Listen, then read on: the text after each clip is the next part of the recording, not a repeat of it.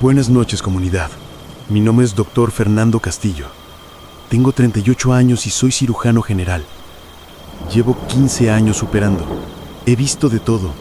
Complicaciones, emergencias, casos imposibles. Pero nada, absolutamente nada me preparó para lo que pasó en el quirófano 13 del Hospital Regional de Monterrey. Ese hospital es nuevo. Apenas tiene 10 años. Moderno, con tecnología de punta, todo lo último. Nada que ver con los hospitales viejos y destartalados donde uno imagina que pasan cosas raras. Por eso cuando empezaron los rumores sobre el quirófano 13, nadie les hizo caso. Éramos doctores, gente de ciencia. No creíamos en supersticiones. El quirófano 13 está en el tercer piso del ala de cirugía. Es uno de los más grandes, perfectamente equipado. Pero tiene un problema. Las cirugías que se hacen ahí tienen un índice de complicaciones anormalmente alto. Infecciones posoperatorias, hemorragias inexplicables, paros cardíacos en la mesa, cosas que no deberían pasar con la frecuencia que pasan. Al principio pensamos que era coincidencia o mala suerte, pero después de 2 años, los números no mentían. El quirófano 13 tenía una tasa de mortalidad 3 veces superior a cualquier otro quirófano, y las enfermeras empezaron a negarse a trabajar ahí. Decían que sentían cosas, que escuchaban cosas, que algo no estaba bien en ese lugar. Yo me burlaba. Les decía que eran supersticiosas, que el número 13 les había metido la idea en la cabeza, hasta que me tocó operar ahí, y todo cambió. Fue hace 6 meses. Una apendicectomía. Cirugía simple, de rutina. Paciente joven, sano, sin complicaciones previas. Debía ser algo de 1 hora máximo. Entramos al quirófano, mi equipo y yo. 2 enfermeras, un anestesiólogo, un instrumenterista. Todo normal. Pero desde que entramos, algo se sintió raro. El aire estaba más frío que en otros quirófanos y pesado, como Enzo. Difícil de respirar incluso con el cubrebocas. Las enfermeras se vieron entre ellas, pero no dijeron nada. Empezamos la cirugía. Incisión, separación de tejidos, localización del apéndice, todo por protocolo. Pero entonces, las luces empezaron a parpadear. Solo un segundo. Luego se estabilizaron. ¿Qué fue eso?, preguntó una de las enfermeras. Debe ser el voltaje, dije. A veces pasa. Sigamos. Continué. Pero las luces volvieron a parpadear. Más tiempo esta vez. Y cuando se estabilizaron, juré que vi algo en la esquina del quirófano. Una sombra. Alta. Parada junto a los monitores. Volteé completamente. No había nada. ¿Estás cansado?, me dije. Son muchas horas. Concéntrate. Seguí con la cirugía, pero entonces empezaron a pasar cosas más raras. Los instrumentos se caían, la instrumentista los agarraba y se le resbalaban de las manos, las pinzas no cerraban bien, el bisturí eléctrico fallaba, todo al mismo tiempo, y el paciente empezó a sangrar, más de lo normal, mucho más. Poníamos compresas y se empapaban en segundos. Buscábamos el origen del sangrado y no lo encontrábamos. Era como si sangrara de todos lados a la vez. El anestesiólogo empezó a gritar. La presión está bajando. 90/60, 80/50. ¡Lo estamos perdiendo! Empecé a suturar desesperadamente, tratando de cerrar, de detener el sangrado. Pero cada vez que cosía algo se abría otra cosa. Era imposible. Era como si algo no quisiera que cerrara, como si algo quisiera que el paciente muriera ahí. Las luces se apagaron completamente. 3 segundos de oscuridad total. Los monitores pitando como locos, el paciente entrando en paro. Y en esa oscuridad escuché algo. Una voz. Una voz que no era de nadie de mi equipo. Una voz susurrando junto a mi oído. No puedes salvarlo. Es mío. Este quirófano es mío. Las luces regresaron. Llamamos código azul. Vino más gente. Logramos estabilizar al paciente de milagro. Lo sacamos de ahí. Lo llevamos a recuperación. Sobrevivió. Por poco. Muy poco. Cuando salí del quirófano, estaba empapado en sudor, temblando, las enfermeras lloraban, el anestesiólogo estaba pálido. Todos habíamos escuchado la voz, todos habíamos visto las sombras, todos sabíamos que algo estaba muy mal en ese lugar. Le reporté al director del hospital. Le dije que el quirófano 13 tenía un problema, no solo de equipo, algo más, algo que no podía explicar. Él me miró como si estuviera loco. Me dijo que el estrés de la cirugía me había afectado, que me tomara unos días de descanso. Pero yo no estaba loco. Y cuando investigué, encontré algo. El hospital está construido sobre lo que antes era un hospital viejo. Un hospital que fue demolido en los 80. Y ese hospital viejo tenía una historia oscura. En los años 60 y 70, en ese hospital se hacían experimentos médicos no autorizados, en pacientes pobres, en gente sin familia. Les decían que era tratamiento normal, pero en realidad eran conejillos de indias y muchos murieron, en quirófano, sin anestesia a veces, conscientes, sintiendo todo. El quirófano 13 del Hospital Nuevo está exactamente en el mismo lugar donde estaba uno de los quirófanos del Hospital Viejo, el quirófano donde se hacían los experimentos más extremos. Y los que murieron ahí siguen enojados, siguen ahí esperando venganza, y cuando alguien se opera en ese espacio, ellos intentan hacer lo mismo que les hicieron a ellos, hacer sufrir, hacer que duela, hacer que mueran conscientes de lo que está pasando. Pedí no volver a operar en ese quirófano. Me cambiaron de horario. Ahora opero solo en los quirófanos 3, 5 y 7. Quirófanos donde no pasa nada raro, donde las cirugías salen bien. Pero el quirófano 13 sigue funcionando, porque el hospital necesita el espacio, porque oficialmente no hay ningún problema. Solo estadísticas que se pueden explicar de otras formas. Y cada semana muere alguien ahí, o casi muere. Y los doctores que operan se vuelven más paranoicos, más nerviosos, hasta que piden cambio, o renuncian. Y el ciclo sigue, porque lo que pasó en ese lugar hace décadas dejó una marca que no se borra, una marca que cobra víctimas cada vez que alguien se acuesta en esa mesa de operaciones, esperando que el doctor cometa un error pequeño, cualquier error, para convertirlo en muerte, en venganza, en justicia retorcida por todo lo que sufrieron. Si algún día tienen que operarse en Monterrey, pregunten en qué quirófano. Y si les dicen el 13, pidan cambio. Inventen una excusa, lo que sea, pero no se dejen operar ahí. Porque tal vez salgan bien, o tal vez se conviertan en uno más de los que nunca salieron, de los que se quedaron ahí para siempre, en ese quirófano que no debería existir. Historia 2. La sala de maternidad. Hola comunidad. Soy Claudia. Tengo 32 años y soy partera. Trabajo en el Hospital de la Mujer en Puebla. O trabajaba. Porque después de lo que vi en la sala 4 de maternidad, ya no puedo volver. No puedo ver otro parto sin recordar, sin temblar. Llevo 8 años haciendo esto. He traído al mundo como 300 bebés. Es el trabajo más hermoso que existe. Ver a una nueva vida llegar. Ver a una madre conocer a su hijo por primera vez. No hay nada igual. Por eso lo hago. Por eso lo amaba. Hasta hace 3 meses. El Hospital de la Mujer es grande, especializado. Solo atiende a mujeres y bebés. Tiene varias salas de labor. La sala 4 es la más grande, la mejor equipada. Pero las parteras veteranas nunca quieren trabajar ahí. Siempre se la dejan a las nuevas, a las que no saben, a las que no han escuchado las historias. Yo las había escuchado, pero no les creía. Decían que los bebés que nacen en la sala 4 lloran diferente, más fuerte, más desesperado, como si algo los estuviera lastimando. Decían que a veces en los monitores fetales se escuchan 2 latidos, el del bebé y otro, más lento, más profundo, como si hubiera alguien más allá adentro. Yo pensaba que eran exageraciones. Cansancio, estrés.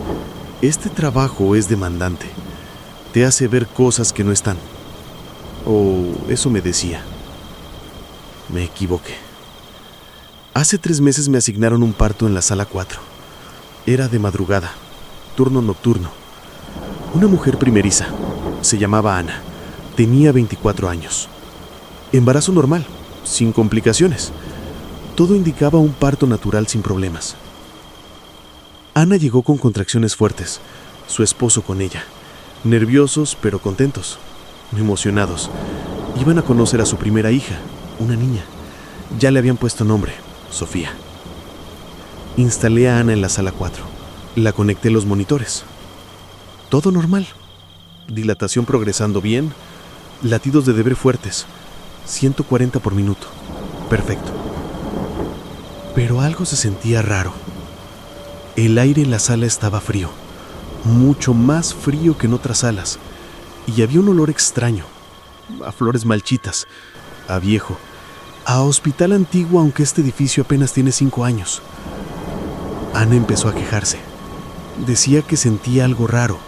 No solo el dolor de las contracciones. Otra cosa. Como si alguien le apretara la panza. Como si manos le presionaran desde adentro. Le dije que era normal, que el bebé se estaba acomodando para salir, pero no estaba segura, porque yo también empezaba a sentir algo. Una presencia, como si hubiera alguien más en la sala. Alguien invisible, esperando. El esposo de Ana se veía incómodo también. Se paseaba nervioso, volteaba a ver las esquinas. ¿Escuchas eso?, me preguntó de repente. ¿Escuchar qué?, le dije. Llanto, dijo, como de bebé, pero muy bajito, muy lejano. Yo no escuchaba nada. Le dije que probablemente era de otra sala, que había más partos esa noche, pero él negaba. No, es de aquí, de esta sala, como si viniera de las paredes. Ignoré sus comentarios.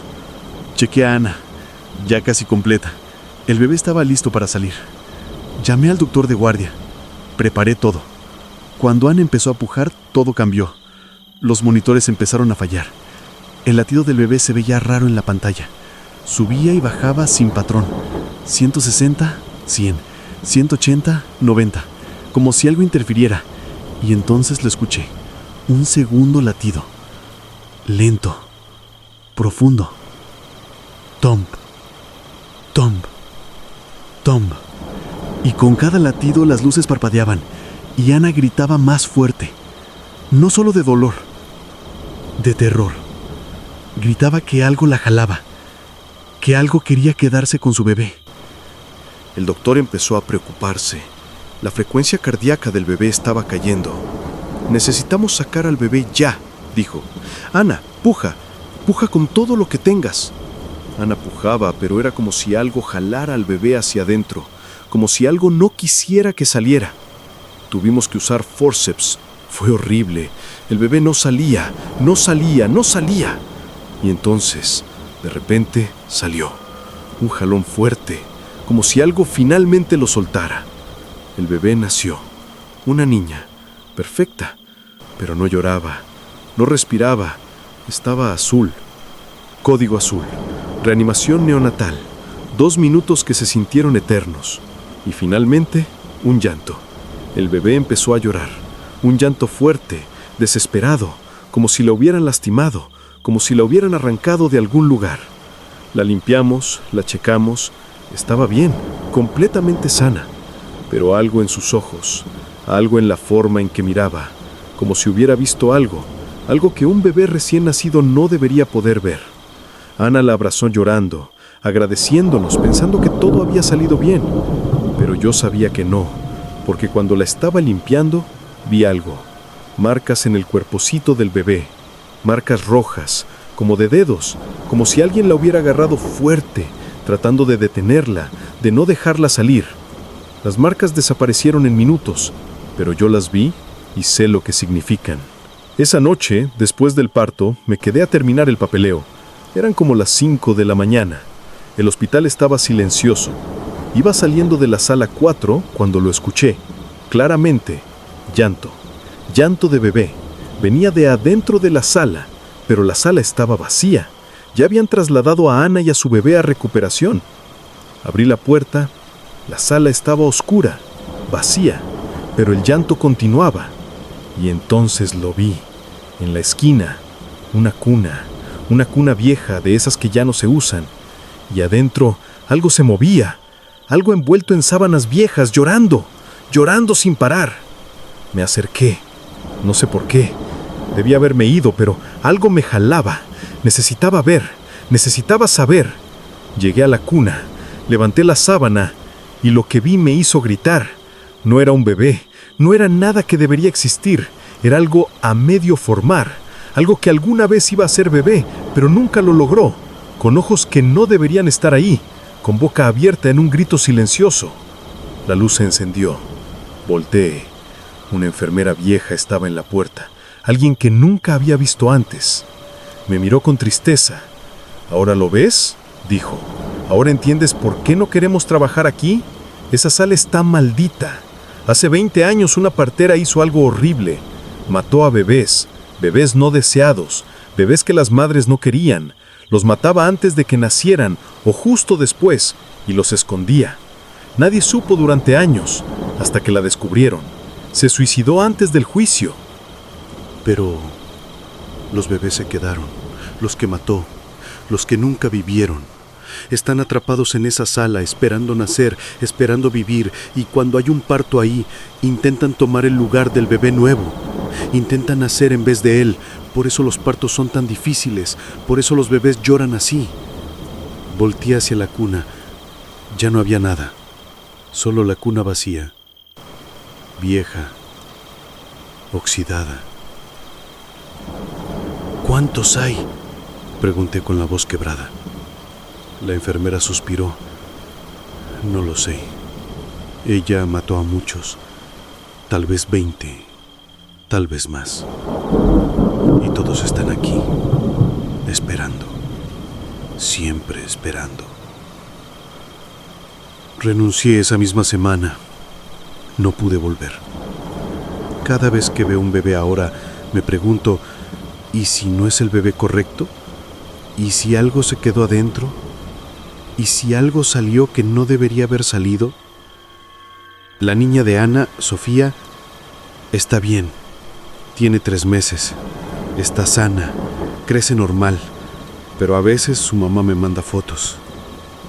Y en algunas de esas fotos, cuando las veo bien, hay algo raro. Una sombra. Una sombra pequeña junto a la cuna de Sofía. Esperando. Siempre esperando. Y me pregunto si algún día esa sombra va a intentar tomar lo que cree que le pertenece. Si algún día Sofía va a despertar diferente o no va a despertar en absoluto. Y no hay nada que pueda hacer, porque lo que pasa en esa sala no se puede deshacer. Lo que nace ahí está marcado para siempre. Historia 3. El pabellón psiquiátrico. Buenas noches, comunidad. Mi nombre es Arturo. Tengo 29 años y trabajaba como enfermero en el pabellón psiquiátrico del Hospital General de Guadalajara. Son 3 años que nunca voy a olvidar. 3 años en los que vi cosas que no debería haber visto, que no deberían existir. El pabellón psiquiátrico está separado del hospital principal. Es un edificio aparte, de 3 pisos, viejo, de los años 70, con rejas en las ventanas, puertas gruesas con cerrojos, pasillos largos que hacen eco. Es un lugar deprimente incluso de día. De noche es peor. Yo trabajaba el turno nocturno, de 10 p.m. a 6 a.m. El turno que nadie quiere, donde pasan las cosas más raras, donde los pacientes empeoran, donde las cosas que durante el día parecen normales se vuelven terroríficas. El tercer piso es el peor. Ahí están los pacientes más graves, los violentos, los que no pueden estar con el resto, los que necesitan estar aislados. Hay 12 cuartos, todos con acolchonamiento, todos con una ventanita en la puerta para checar a los pacientes sin entrar. Y hay un cuarto que siempre está vacío, el cuarto 7. Nadie lo usa. Oficialmente porque tiene problemas de mantenimiento, pero todos sabemos la verdad. Ese cuarto está maldito y lo que vivió ahí todavía está ahí adentro. Mi primera semana me advirtieron: Arturo, nunca entres al cuarto 7. No importa lo que escuches, no importa lo que veas, no abras esa puerta. Y si por alguna razón tienes que hacerlo, no estés ahí más de un minuto. Y nunca, nunca te quedes solo. ¿Por qué?, pregunté. Los otros enfermeros se miraron entre ellos. «Porque ahí sigue», dijo uno. «El paciente que murió ahí hace 5 años sigue encerrado, esperando que alguien entre, para no estar solo nunca más». Me contaron la historia. Hace 5 años había un paciente en ese cuarto, un hombre de unos 40 años, esquizofrénico grave, violento. Decía que veía demonios, que los demonios le hablaban, que le pedían que hiciera cosas. Lo mantuvieron sedado la mayor parte del tiempo, pero una noche hubo un error. Le dieron la dosis equivocada, muy poca. Se despertó, y cuando se despertó, enloqueció. Empezó a gritar, a golpearse la cabeza contra las paredes acolchonadas, a arañarse la cara. Los enfermeros entraron a controlarlo, pero él era fuerte, increíblemente fuerte. Lastimó a 2 enfermeros, uno terminó con el brazo roto, el otro con conmoción cerebral. Lograron sedarlo de nuevo, pero el daño estaba hecho. Se había lastimado tanto a sí mismo que tenía hemorragia interna. Murió 3 horas después, en ese mismo cuarto, gritando hasta el final que los demonios venían por él, que lo iban a llevar, que no quería ir. Después de eso cerraron el cuarto, pero empezaron a pasar cosas. Los pacientes de los cuartos contiguos, el 6 y el 8, empezaron a comportarse raro. Decían que escuchaban gritos del cuarto 7, que veían sombras pasar bajo la puerta, que alguien les susurraba cosas por la noche. Y los enfermeros que pasaban frente al cuarto 7 sentían cosas. Frío, mucho frío, y una sensación de ser observados, como si alguien los viera a través de la ventanita de la puerta. Pero cuando miraban, el cuarto estaba oscuro, vacío. Yo no le di mucha importancia. Pensé que eran historias para asustar al nuevo.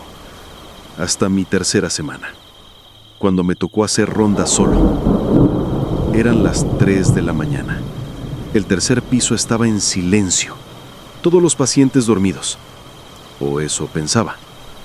Iba caminando por el pasillo checando las ventanitas de cada cuarto. Cuarto 1, paciente dormido. Cuarto 2, paciente dormido. Cuarto 3, paciente despierto pero tranquilo. Cuarto 4, 5, 6, todo normal. Cuando llegué al cuarto 7 me detuve. No iba a mirar adentro. Me habían dicho que no lo hiciera. Pero la curiosidad pudo más. Solo una miradita rápida pensé, para confirmar que no hay nada, que todos son cuentos. Me asomé por la ventanita. El cuarto estaba oscuro, completamente oscuro.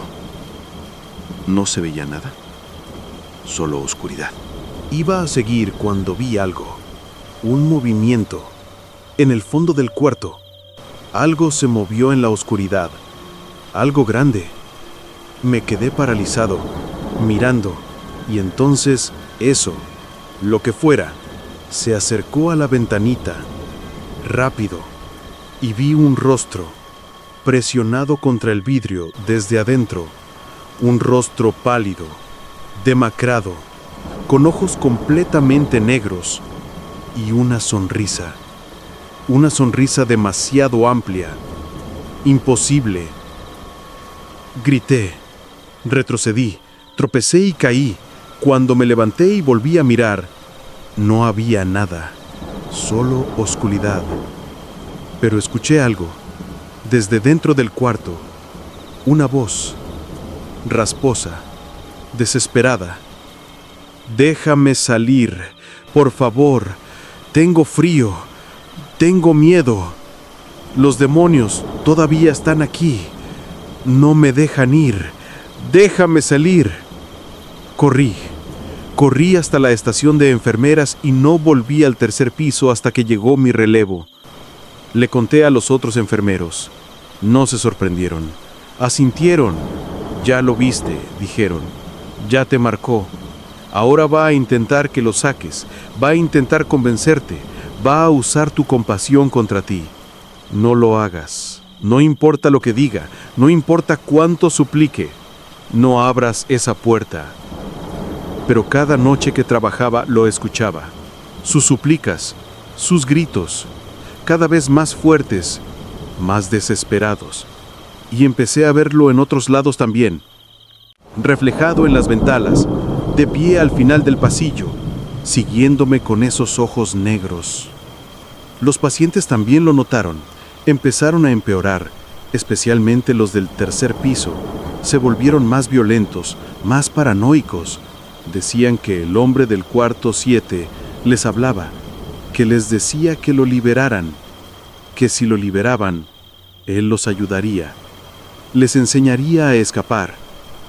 2 pacientes intentaron abrir el cuarto 7. Tuvimos que sedarlos, ponerlos en aislamiento, pero seguían insistiendo. Hay que dejarlo salir, él nos lo pidió, él nos lo prometió. Y una noche pasó lo inevitable. Un enfermero nuevo, alguien que no sabía la historia completa, escuchó los gritos desde el cuarto 7. Pensó que había un paciente ahí adentro, en problemas, necesitando ayuda. Abrió la puerta. Encontramos al enfermero 3 horas después. Estaba en el cuarto 7, sentado en una esquina, abrazando sus rodillas, temblando. No hablaba, solo miraba fijo hacia la puerta, sus ojos completamente vacíos. Lo sacamos, lo llevamos a urgencias, pero no respondía, no reaccionaba a nada, como si algo le hubiese arrancado el alma. Lo internaron en el mismo pabellón psiquiátrico, en el segundo piso, lejos del cuarto 7. Pero empezó a decir cosas. Cuando estaba solo, cuando pensaba que nadie lo escuchaba, él me mostró, decía. Me mostró lo que vio. Los demonios son reales. Y todavía están ahí, esperando que alguien más entre para mostrárselos también. Después de eso, pusieron un candado extra en el cuarto 7. Nadie tiene la llave excepto el director. Y hay órdenes estrictas. Nadie entra, por ninguna razón. Pero las cosas siguieron empeorando. Más pacientes diciendo que lo veían, más personal renunciando, más incidentes inexplicables, luces que se apagan solas en el tercer piso, puertas que se abren aunque estén con seguro, y siempre los gritos desde el cuarto 7. Hace 2 meses me asignaron al tercer piso de nuevo. Era mi última noche. Había renunciado, me iba a otro hospital, lejos. Solo faltaban 6 horas. Estaba en la estación de enfermeras haciendo papeleo, cuando las alarmas empezaron a sonar. Todas las alarmas del tercer piso, todos los cuartos al mismo tiempo. ¡Imposible! El sistema no permite eso. Corrí a checar. Los pacientes estaban todos despiertos, todos parados frente a sus puertas, todos mirando hacia el mismo lugar, hacia el cuarto 7. Y la puerta del cuarto 7 estaba abierta, de par en par, aunque tenía candado, aunque nadie tenía llave. Algo había salido, o algo había entrado. No sé cuál es peor. Los pacientes empezaron a gritar, todos al mismo tiempo. ¡Él salió! ¡Él salió! Ahora viene por todos. Ahora va a mostrarnos a los demonios. Llamé código rojo. Vino seguridad. Vinieron doctores. Revisaron el cuarto 7. Vacío. Nada ahí. Solo el cuarto acolchonado. Vacío como siempre. Pero yo sé que algo cambió esa noche. porque desde entonces los pacientes del tercer piso son diferentes, más tranquilos, pero de una forma aterradora, como si supieran algo, como si hubieran visto algo, y cuando los miras a los ojos hay algo ahí, algo oscuro, algo que no debería estar. Me fui del hospital esa noche. No volví ni para recoger mi último pago. Ahora trabajo en una clínica privada, de día, solo consultas, nada de internamientos, nada de turnos nocturnos. Pero a veces en las noches, cuando estoy en mi casa, escucho su voz. La voz del hombre del cuarto 7, susurrando, llamándome, agradeciéndome por dejarlo salir, aunque yo nunca abrí esa puerta, aunque yo nunca lo liberé. Pero alguien lo hizo, o algo lo hizo, y ahora está libre. Ya no atrapado en ese cuarto.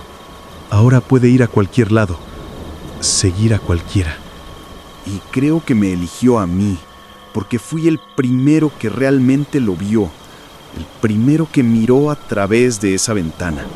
Y de alguna forma, eso creó una conexión que no puedo romper. Cada noche está más cerca, cada noche su voz es más clara. Y sé que algún día, muy pronto, voy a despertar y va a estar ahí, parado junto a mi cama, con esos ojos negros, con esa sonrisa imposible, y va a cumplir su promesa. Me va a mostrar, me va a enseñar lo que vio, los demonios que lo atormentaron, los demonios que todavía lo atormentan. Y entonces, yo voy a ser como él, atrapado, gritando, suplicando, esperando que alguien me deje salir, pero nadie lo va a hacer. Porque van a saber que es mejor dejarnos adentro, a él y a mí y a todos los que vengan después. Porque algunos lugares no se construyen sobre tierra, se construyen sobre sufrimiento, sobre dolor, sobre almas que nunca pudieron irse. Y el pabellón psiquiátrico del Hospital General de Guadalajara es uno de esos lugares. Un lugar donde las líneas entre enfermedad mental y posesión se difuminan, donde no sabes si los que están encerrados están ahí para protegerlos a ellos o para protegernos a nosotros de lo que realmente acecha en esos pasillos, en esos cuartos, esperando, siempre esperando.